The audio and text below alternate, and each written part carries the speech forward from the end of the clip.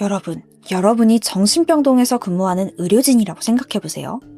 근데 어느 날 한 환자가 슬쩍 다가와서 이런 쪽지를 하나 건넵니다.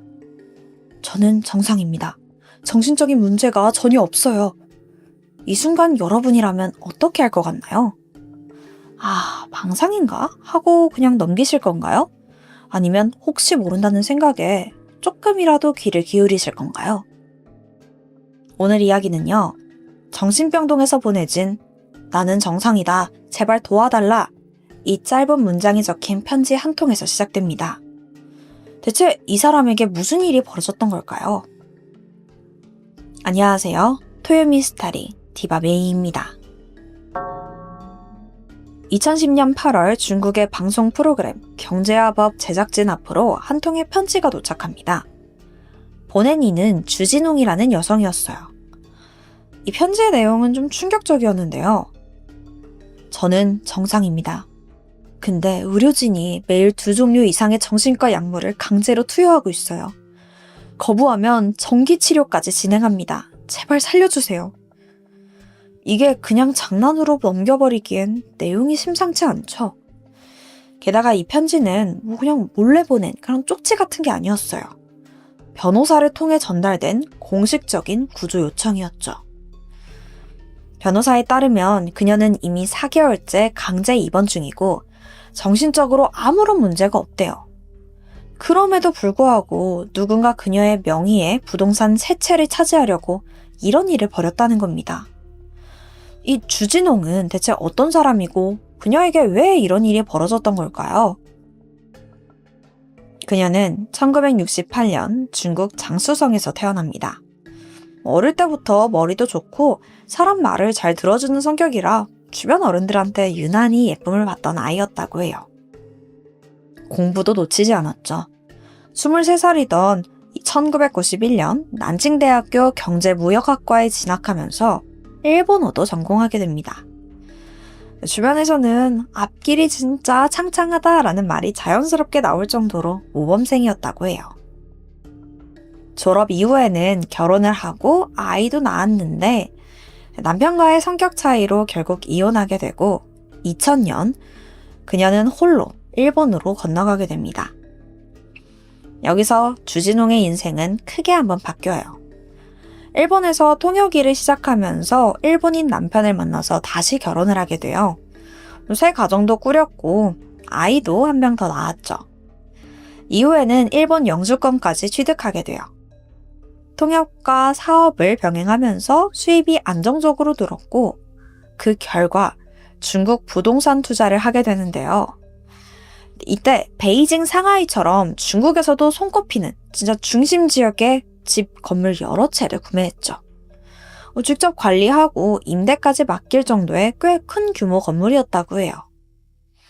주진홍은 딱 봐도 성공한 삶을 살아가는 것처럼 보였어요. 이때까지만 해도 그녀의 인생이 정신병원 감금으로 이어질 거다라고는 아무도 상상하지 못했습니다. 병원 입원 직후부터 주진홍은 자신은 멀쩡하다라고 호소했습니다. 하지만 이런 폐쇄병동 특성상 의료진은 이걸 흔히 있는 망상 증세라고 간주하면서 무시했어요. 근데 대체 그녀를 강제 입원시킨 사람은 누구일까요? 사실 주진홍은 여기에 들어온 순간부터 본능적으로 알았습니다.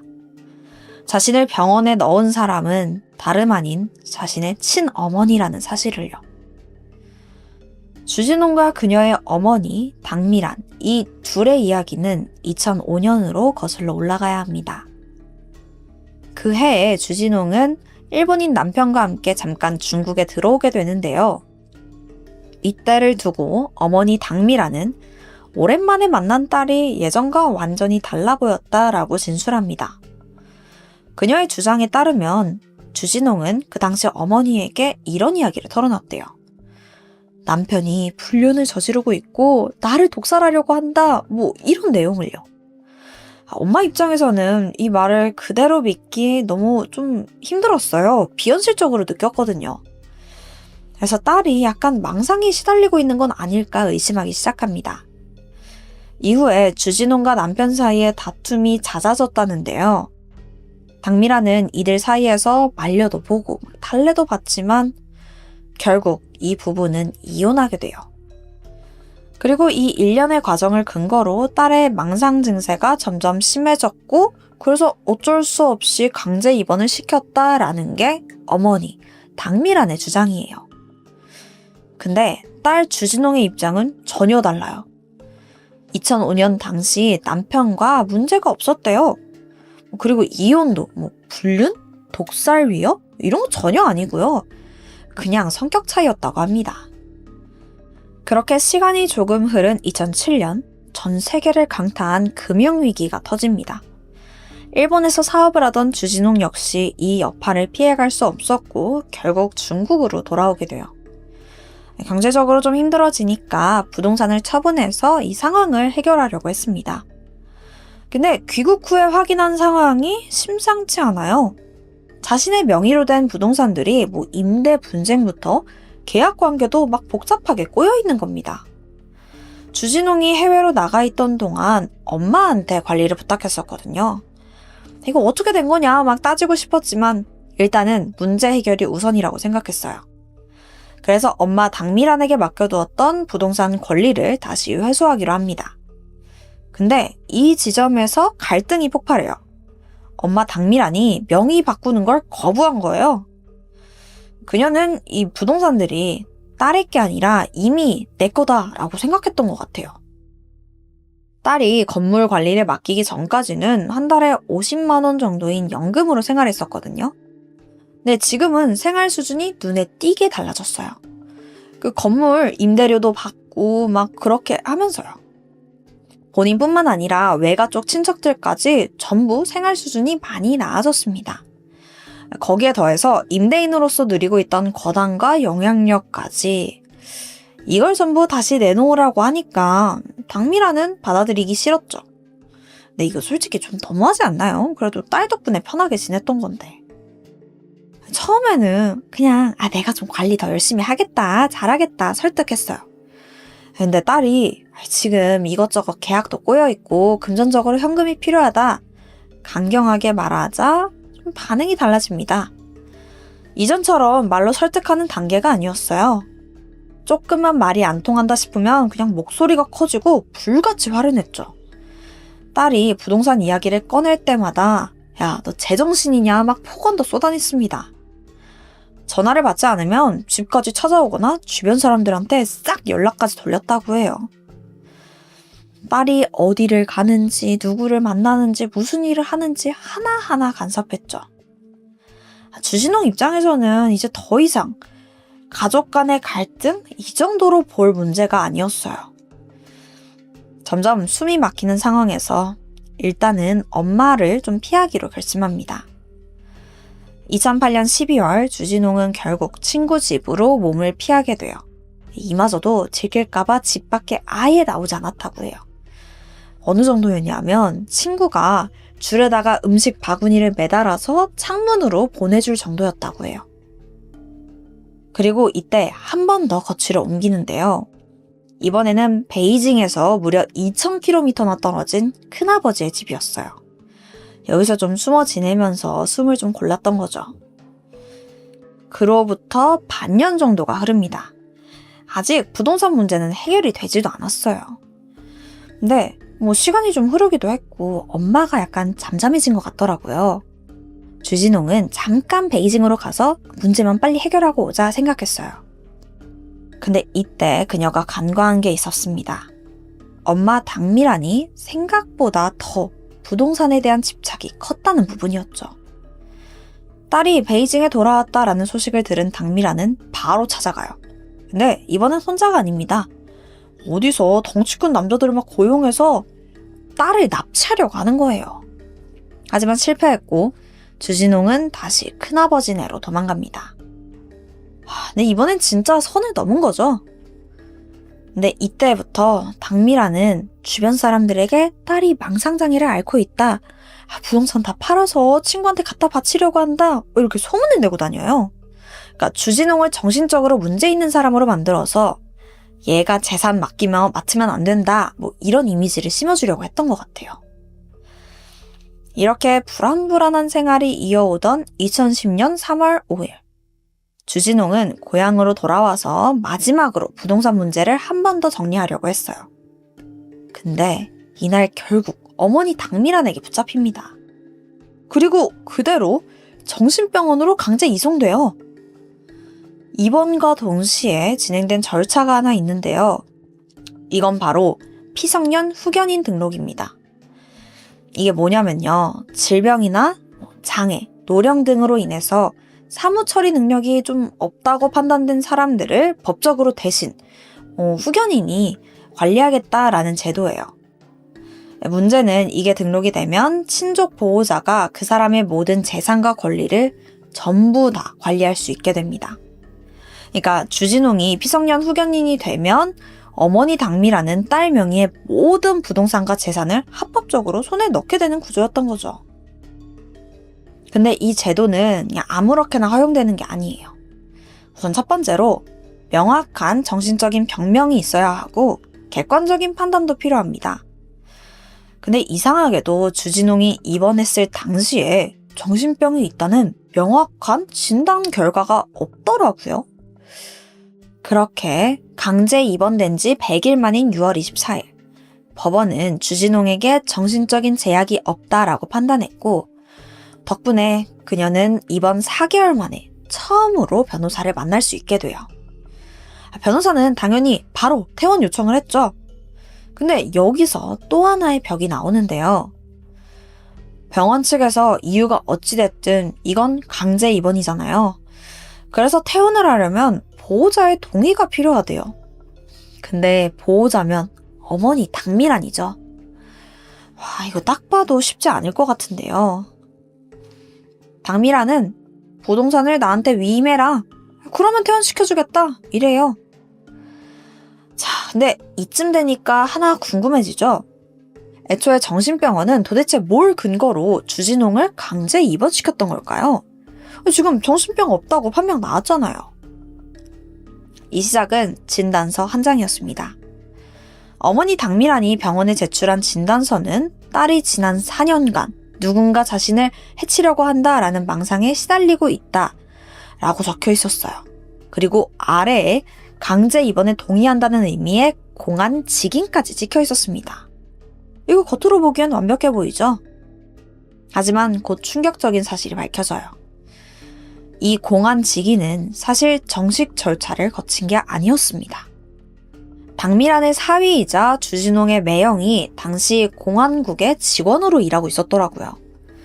그가 문서를 위조했던 거죠. 이 모든 사실이 알려지고 법원의 요청으로 주진홍은 법의학 감정소에서 정신감정을 다시 받게 되는데요. 근데 돌아온 결과가 뜻밖이었습니다. 판정 불가.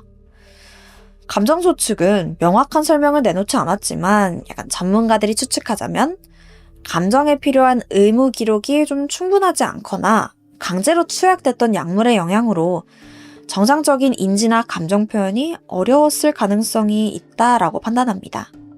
네, 결과가 어찌됐든 판정 불가잖아요.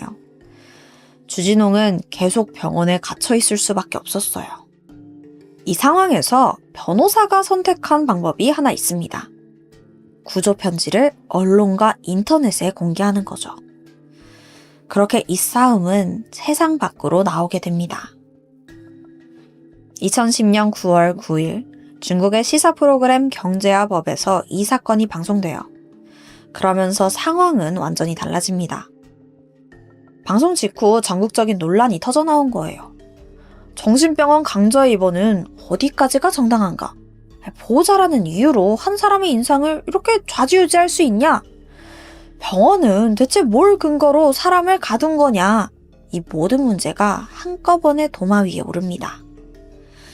자, 이 사건은 이제 단순히 모녀 간의 재산 분쟁이 아니라 정상인도 서류 한 장이면 정신병원에 갇힐 수 있는 사회라는 이 구조적인 문제로 번지게 됩니다. 이후에 주진홍의 친구들과 또 시민단체는 병원 앞에서 진상규명을 요구하는 시위를 이어갔고 언론들도 이 사건을 집중적으로 다루게 되죠. 언론과 법률적 압박이 동시에 이어지니까 병원과 당국도 이 일에 그냥 넘어갈 수 없었습니다. 그리고 마침내 주진홍의 퇴원이 결정돼요. 외부의 독립적인 의료기관에서 그녀의 재감정을 의뢰했고 그 결과는 명확했습니다. 어떠한 정신질환의 징후도 없음. 주진홍은 강제로 갇힌 지 6개월 만인 9월 14일 어머니 당미란의 퇴원 동의로 병원을 나올 수 있게 됩니다.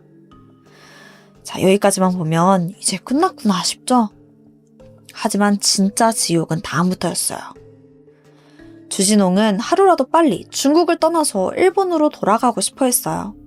근데 병원을 나오자마자 이번에는 집에 감금돼요. 어머니는 주진홍이 누구와도 만나지 못하게 하고 외부와의 연락도 철저히 차단합니다. 주변에서 도움을 주려는 사람들이 집으로 찾아오니까 이번에는 아예 딸을 몰래 외삼촌 집으로 옮겨서 다시 감금시켜요. 이 사실이 변호사를 통해 알려지자 2010년 9월 26일 주진홍의 친구들과 또 여러 단체의 관계자들이 외삼촌의 집으로 향합니다. 하지만 그 자리에서도 당미란은 사람들을 막아서면서 딸을 숨기더라고요. 결국 공안이 출동했고 긴 설득 끝에 주진홍은 외삼촌 집을 나와서 한 구호시설로 옮겨집니다. 근데 여기에 이해할 수 없는 조건이 하나 붙어요. 어머니 당미란이 무조건 동행할 것. 아니 이렇게 되면 장소만 바뀌었을 뿐이지 감시는 계속되는 거잖아요. 아니 어머니로부터 구호한 거 아니에요? 도대체 왜 엄마 동행이 필요한 건지 진짜 이해가 안 가죠? 어쨌든 당미란은 딸과 구호시설에 도착합니다. 그리고 곧장 주진홍의 방문에 경보음이 울리는 체인을 설치했죠. 이거 방 밖으로 멋대로 나오지 마라 이거잖아요. 이 모습을 본 구호단체는 주진홍 옆에 어머니가 있는 한 그녀에게 자유는 없겠다라고 판단했고 비밀리에 구출 작전을 세웁니다. 엄마 당미란이 일본어를 알아듣지 못한다는 점을 이용해서 일본어로 시간과 장소를 조율했고 며칠 뒤 새벽 3시 당미란이 깊게 잠든 틈을 타서 주진홍과 접촉하는 데 성공합니다. 차량을 여러 차례 바꿔 타면서 이동했고 마침내 그녀를 병원도 집도 시설도 아닌 완전히 다른 곳으로 빼내는 데 성공했죠. 하지만 이때까지도 주진홍은 아직 완전히 자유롭지 않았어요. 여권, 주민등록증, 은행 카드까지 이 모든 신분증이 어머니 손에 있었거든요. 다행히 주변의 도움으로 그녀는 모든 신분증과 서류를 재발급받을 수 있었고 준비가 끝나자마자 지체 없이 일본으로 떠납니다. 강제로 단절된 시간, 또 지속적인 감금, 정신과 약 강제 투약으로 인해서 신체적 정신적 후유증은 너무나 심했어요. 그리고 무엇보다 가장 믿었던 가족에게서 받은 배신까지 이 모든 건 주진홍에게 지워지지 않는 상처로 남겠죠. 주진홍은 일본으로 출국한 뒤에 모든 소식이 끊겼습니다. 아마도 의도적으로 언론 노출을 완전히 차단한 걸로 보여요. 그녀가 다시 안정을 찾길 바랄 뿐입니다. 이후에 당미란은 인터뷰에서 끝내 반성하지 않더라고요. 제작진한테 고함을 치면서 나는 피해자다 주장했다고 해요. 감금을 도왔던 외삼촌 역시 그냥 딸을 너무나 사랑했던 어머니였을 뿐이라면서 이 모든 일을 축소하려 했습니다. 자, 여기서 정말 놀라운 사실은 이런 짓을 저지르고도 엄마 당미란은 아무런 형사처벌을 받지 않았다는 거예요. 공문서를 위조했던 당미란의 사위만 공직에서 면직됐고요. 한 사람의 인생을 이렇게 망가뜨렸는데 법적 책임을 전혀 지지 않았다니까 솔직히 좀 이해하기 힘들더라고요. 이 사건을 끝까지 보고 나면 이런 생각이 가장 먼저 들죠. 아무리 돈이 중요해도 엄마가 딸한테 이 정도까지 할 수가 있나? 돈 앞에서 딸이 사람이 아니라 소유물이 되어버린 순간 이게 정말 끔찍했던 것 같아요. 제가 준비한 스토리는 여기까지입니다. 그럼 저는 다음 영상으로 돌아올게요. 지금까지 토요미스터리 디바메이였습니다. 안녕하세요. 토요미스터리 디바메이입니다. 2024년 12월 20일 중국 베이징의 한 병원에서 안타까운 사망 소식이 전해졌습니다. 사망한 사람은 주링으로 당시 50세의 여성이었죠. 그녀는 30년 가까이 미제로 남아있는 독극물 중독 사건의 피해자였습니다. 주링의 사망 소식이 전 세계로 퍼져나가자 같은 시각 호주에서 수네이라는 중국인 여성을 추방하라 라는 시위가 벌어지는데요. 주링과 수네이, 이들 사이엔 어떤 연관이 있는 걸까요? 그리고 그 독극물 중독 사건은 왜 미제로 남았을까요? 이 모든 이야기를 이해하려면 약 30년 전인 1994년도로 돌아가야 합니다. 칭화대학교는 베이징 대학교와 함께 중국 최고의 명문 학교로 꼽히면서 세계 대학 순위에서도 항상 상위권을 차지하는 학교입니다. 1911년 설립 이후 수많은 최고 엘리트 인재들이 이곳에서 배출되었죠. 특히 공학, 화학 분야에서는 세계적으로도 연구력을 인정받아서 전국에서도 상위 0.1%의 학생들만 입학할 수 있는 정말 꿈의 대학으로 불려요. 그 중에서도 당시 화학과 3학년이던 주링은 특히나 더 손에 꼽히는 수재였습니다. 예쁜 얼굴에 친절한 성격, 그리고 공부뿐만 아니라 음악 같은 예체능 분야에서도 뛰어난 재능을 보였어요. 그러니까 말 그대로 완전 엄친 딸이었죠. 당연히 인기도 많았고요. 당시 학교에서 기숙사 생활을 했었는데 가족들과 떨어져 있으면서도 꼬박꼬박 연락도 잘하고 정말 부모님 속 한 번 썩인 적 없는 아주 모범적인 학생이었다고 해요. 그러던 어느 날 그녀의 몸에서 이상한 징후가 나타나기 시작합니다. 1994년 10월 주링은 갑자기 일시적으로 시야가 흐려지는 증상을 겪게 돼요. 평소 시력이 좋았던 그녀에겐 처음 있는 일이었죠. 걱정스러운 마음에 여러 병원에 찾아서 검사를 받아보는데 항상 같은 진단을 받습니다. 발견된 이상 소견 없음. 그러니까 별다른 문제가 없다는 거예요. 주링은 혹시 좀 피곤해서 그런 건가 싶어서 영양제도 좀 챙겨 먹고 주말마다 꼼짝도 안 하고 푹 쉬어도 봤습니다. 하지만 이 증상이 전혀 나아지지 않았고 점점 더 심해져 가기만 했죠. 어느 날부터 눈뿐만 아니라 심각한 복통도 시작됩니다. 거기에 더해서 탈모 증상까지 겪게 돼요. 자고 일어나면 머리카락이 한 움큼씩 빠지더라고요. 건강하던 21살 대학생에게서는 나타나서는 안 되는 무시무시한 신호였죠. 더는 그냥 넘어갈 수 없었습니다. 결국 주링은 부모님과 함께 더 큰 대학병원에 입원해서 정밀 검사를 받게 되는데요.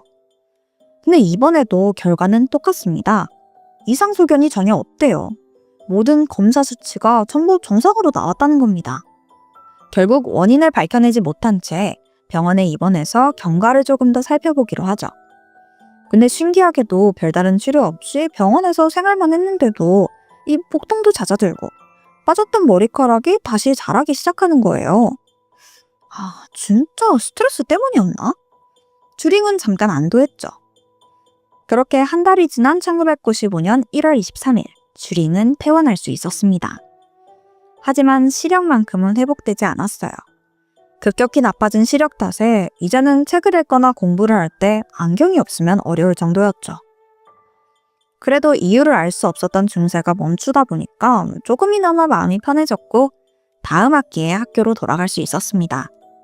아무래도 곧 졸업이다 보니까 휴학을 한다거나 학업을 중단하고 싶진 않았었거든요. 그러던 1995년 2월 주링에게 훨씬 더 끔찍한 일이 닥치는데요. 겨울방학을 마치고 다시 학교로 돌아온 어느 날 평범하게 수업을 듣고 있었는데 갑자기 양 다리에서 심각한 통증이 느껴지더라고요. 거기에 어지럼증까지 겹쳐지면서 그녀의 상태는 또다시 급격히 나빠지기 시작했죠. 이번에도 조금 쉬면 괜찮아지지 않을까 처음엔 대수롭지 않게 생각했지만 시간이 지날수록 이 양 다리의 통증은 더 심해져 갑니다. 그러더니 그 고통이 허리로까지 번졌고 이제는 걸음을 떼는 것조차 힘들어졌죠. 다시 병원을 찾았지만 의료진은 주링의 병명을 밝혀내지 못해요. 혹시 몰라 진행한 독극물 검사에서도 전혀 반응이 없었고요. 그러다 보니 그저 항생제와 스테로이드 같은 약물을 통해 통증을 완화시킬 수밖에 없었습니다. 이건 아무리 봐도 스트레스나 피로 같은 단순한 문제로 보이지 않았어요. 결국 주린과 가족들은 더 큰 대학병원을 찾게 됩니다. 그럼에도 그녀의 상태는 좀처럼 호전되지 않았고 심지어 입원 5일째인 1995년 3월 20일 혼수 상태에 빠지고 말아요. 이때 의료진은 그 원인을 정확히 모르다 보니까 혈액 속에 있을지 모르는 알 수 없는 독성 물질을 희석해보자 라는 생각에 혈장을 대량으로 투여하게 되는데요. 이 치료는 결과적으로 오히려 독이 되고 말았습니다. 당시까지만 해도 혈액 관리와 안정성은 지금처럼 철저하지 않았어요. 그렇기 때문에 혈장 투여 과정에서 C형 간염에 감염되는 또 다른 고통을 겪게 된 거예요. 한편 주링이 혼수 상태에 빠져있던 그때 병문안으로 온 친구들은 충격과 답답함에 휩싸였습니다. 몇 달간의 입원과 검사에도 고통의 원인을 알아낼 수 없다는 거에 대해서 도무지 이해할 수가 없었죠. 그들은 친구를 두고 이렇게 손을 놓고 있을 수 없었습니다. 결국 주링의 병명을 밝히겠다고 결심했고 방법을 이것저것 찾아내기 시작했죠. 하지만 1990년대 중반에는 중국이 막 인터넷에 접속을 개방하기 시작한 시기였어요. 아직 모든 대중들이 자유롭게 사용할 수 있는 환경은 아니었죠. 사실 중국은 현재도 해외 정보를 접하기가 힘들잖아요. 90년대 당시에는 규제가 더 심했다고 해요.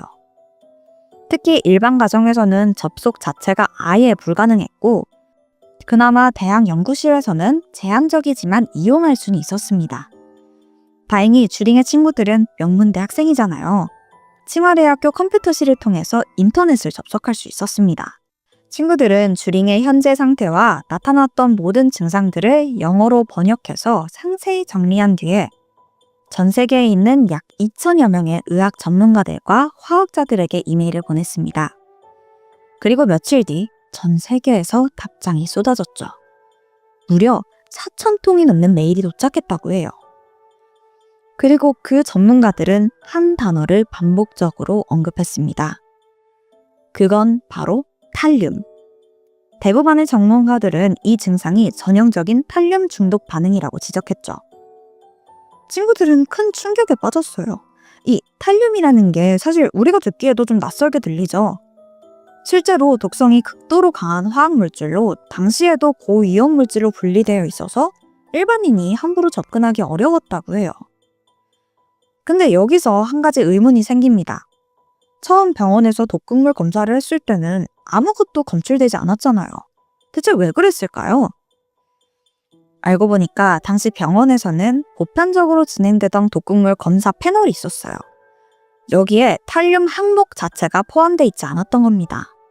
앞서 말씀드렸듯이 탈륨은 평범한 사람들이 접할 가능성이 거의 없었기 때문에 의료진 입장에서는 탈륨 중독 자체가 낯설었고 검사 장비도 대형 연구기관에나 있었죠. 물론 주링은 칭화대 화학과에 재학 중이었기 때문에 실험실에서 탈륨을 접할 가능성 자체가 있기는 했어요. 하지만 이걸 직접 다루는 실습에 참여한 적은 단 한 번도 없었다고 합니다. 친구들은 이 인터넷을 통해서 전문가들이 지적한 탈륨 가능성을 병원에 곧바로 알렸습니다. 그 후에 특수 장비를 이용해서 탈륨 검사가 진행되었고 곧 결과가 나오는데요. 주링의 체내에서는 일반인보다 수천 배나 높은 탈륨 수치가 검출됩니다. 이건 단순히 우연히 노출된 수준이 아니었어요. 누군가 고의로 지속적으로 그녀에게 투여하지 않는 한 이런 수치는 절대 나올 수 없었습니다. 자, 그래도 그녀의 이상 증세의 원인을 알아냈잖아요. 그 후에는 맞는 치료를 시작할 수 있었습니다. 이건 주링이 고통을 받은 지 반년 만에 밝혀진 거였죠. 1995년 5월 3일 본격적으로 치료가 시작됩니다. 그리고 약 한 달이 지난 5월 30일 체내에 남아있던 독성 물질이 대부분 배출되면서 그녀는 마침내 혼수 상태에서 깨어날 수 있었습니다. 하지만 너무나도 오랜 시간 탈륨에 노출되어 있었던 탓에 심각한 후유증이 남게 되죠. 주링의 신경계는 회복이 불가능할 정도로 손상됐고 시력은 거의 아예 상실된 상태였어요. 뿐만 아니라 언어와 운동 능력을 포함한 대부분의 신체 기능이 심각하게 훼손됩니다. 그리고 지능은 6살 어린아이 수준으로 퇴행되고 말아요. 촉망받던 천재 대학생의 삶은 하루아침에 모든 빛을 잃어버리게 된 겁니다. 대체 누가 그녀에게 이런 끔찍한 짓을 저지른 걸까요? 경찰은 즉시 수사에 착수했습니다. 그리고 얼마 지나지 않아 한 명의 유력 용의자를 특정하는데요. 그 정체는 바로 수네이였습니다. 이 소식은 주링의 가족들과 친구들에게 충격 그 자체였어요. 왜냐하면 수네이는 주링과 같은 칭화대 화학교 학생이자 룸메이트로 누구보다 가까운 사이였거든요. 두 사람은 하루 대부분을 함께 보낼 정도로 친밀한 관계였죠. 그러면 대체 왜 이런 친구가 유력 용의자로 지목된 걸까요? 여기에는 몇 가지 이유가 있었는데요. 우선 주링에게 처음 이상 증상이 나타난 시점이 기숙사 생활 중이었고 병원에 입원해 있을 때는 이 증상이 완화됐죠. 그리고 다시 기숙사로 돌아온 직후 급격히 악화되었다는 점이 이게 너무 수상했던 거예요. 게다가 학교 측의 증언은 경찰의 의심을 더욱더 키웠습니다. 칭화대는 화학 실험실에서 사용되는 위험물질을 철저하게 관리하고 있었는데 이 학교 측에 따르면 당시 화학과 학생 중 탈륨을 직접 다룰 수 있는 권한이 있던 사람은 수네이뿐이었다고 해요. 여기에 주링의 생활용품이 사라진 사건도 의혹을 더했습니다. 주링이 병원에 입원해 있는 동안 렌즈 케이스, 립스틱, 샴푸 등 개인 물건이 그 기숙사에서 하나둘 없어졌던 거예요. 이후 사람들 사이에서 혹시 수네이가 탈륨의 흔적을 없애기 위해서 일부러 이 물건들을 처리한 게 아니냐라는 추측들이 돌기도 했습니다. 하지만 이 부분은 공식적으로 증거가 확인되지 않은 루머 수준이었고 경찰들도 해당 의혹을 끝내 입증해내진 못했죠. 그렇다면 수네이의 반응은 어땠을까요? 그녀는 조사 과정 내내 강하게 억울함을 호소했습니다. 나만 탈륨에 접근할 수 있는 게 아니다. 다른 학생들도 실험실을 통해서 충분히 접근할 수 있었고 그 사라진 물건들도 나는 전혀 모르는 일이다. 이렇게 단호하게 주장했죠. 경찰은 수네이를 소환해서 무려 8시간이 넘는 조사를 진행했지만 직접적인 증거는 어디에서도 발견되지 않았습니다. 주링의 중독 경위나 실험실 기록만으로는 수네이를 범인이다 라고 단정짓기에는 좀 한계가 있었던 거예요. 결국 경찰은 그녀를 오랫동안 구속할 수 없었고 혐의 불충분이라는 이유로 그냥 수네이를 풀어줄 수밖에 없었습니다. 하지만 수네이에 대한 의심은 쉽게 사그라들지 않았습니다. 이러던 중 중국 온라인 커뮤니티에 올라온 게시글이 그 의혹에 불을 붙이는데요. 작성자는 수네이가 주링을 질투해서 탈륨을 사용해 중독시켰고 수네이의 가족이 가진 막강한 정치적 영향력 때문에 이 사건은 덮였다라는 충격적인 주장을 펼쳤죠.